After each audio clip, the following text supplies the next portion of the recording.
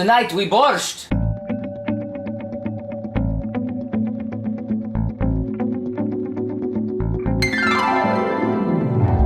And welcome back to Cliffieland! This is week 16 on our second attempt to cook the food of every country in the world, and this week we're up to the nation of Belarus. Belarus is located in Eastern Europe, former Soviet Republic, and its food is naturally very much like that of Mother Russia, though a little bit different. First, let's see how things went when we tried this the first time 4 years ago on the Global Cooking Adventure.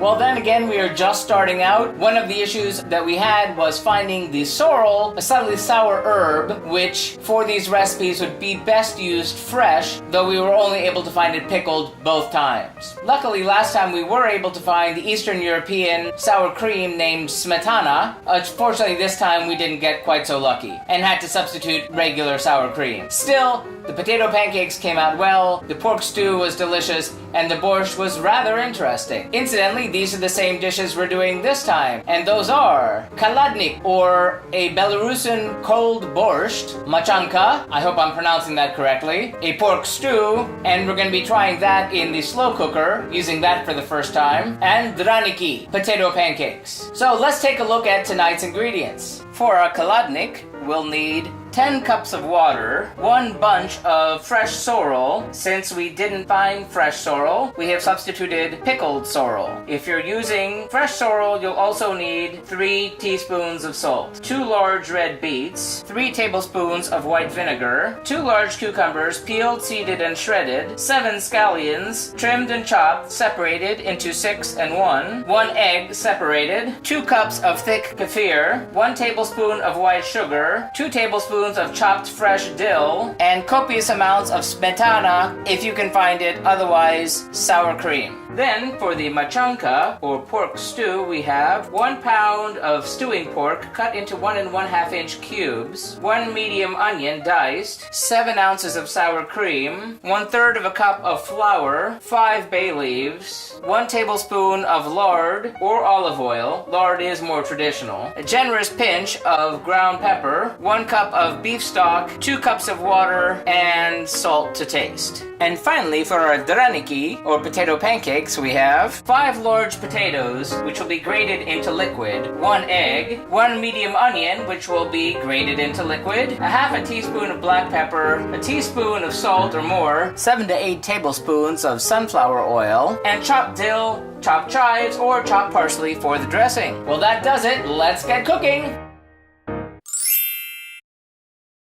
First, bring 6 cups of water to a boil and boil the sorrel for 5 minutes. Strain, discard the leaves, and reserve the water. Bring 4 cups of water to boil in a saucepan and add the beets and white vinegar. Cover and cook for 1 hour. Drain, reserving 2 cups of the beet water. Then let the beets cool and then peel them. Shred the beets on the largest setting, and once everything is the same temperature, in a large bowl mix the sorrel water, shredded beets, cucumbers, 6 scallions, the egg yolk, and 2 to 3 teaspoons of salt to taste. Then, in a second bowl, mix beet liquid, kefir, egg white, and sugar. Whisk vigorously, and add it to the first bowl. Mix well and refrigerate for 3 hours or more. Heat the lard in a saucepan over medium heat. Fry the pork in batches until browned on all sides. Removed to a paper towel-lined plate.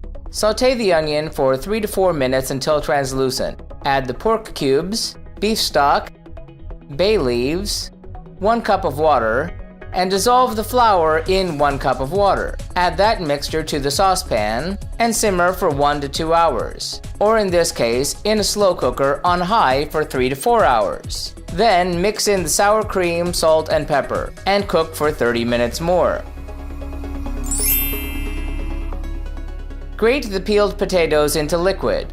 Grate the onion into liquid, mix in the egg, salt and pepper, and mix well. Then heat the sunflower oil in a skillet over medium heat. If the mixture is too liquid, strain out the water. Fry 2 tablespoons of batter per pancake until golden. Reserve to paper towel-lined plates and keep in the oven to keep warm.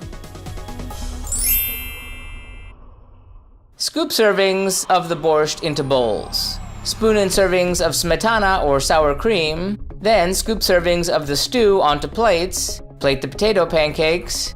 Dress the stew with chopped dill or the other herbs. Dress the borscht with chopped dill and the chopped scallion, and serve.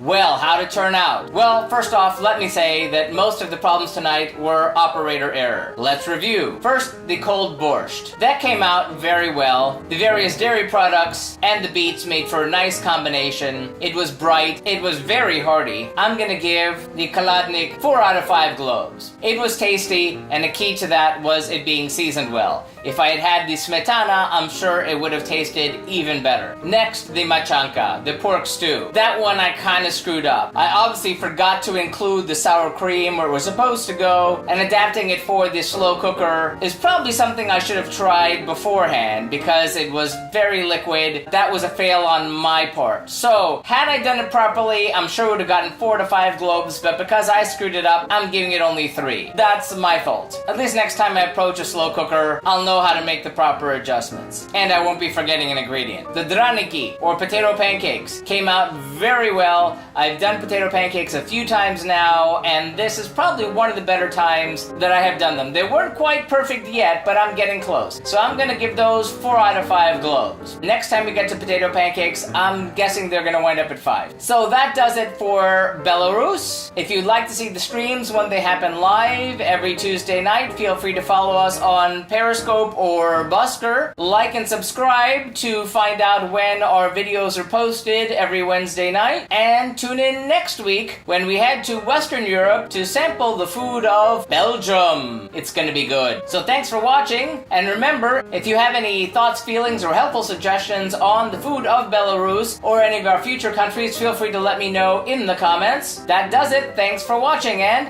happy eating!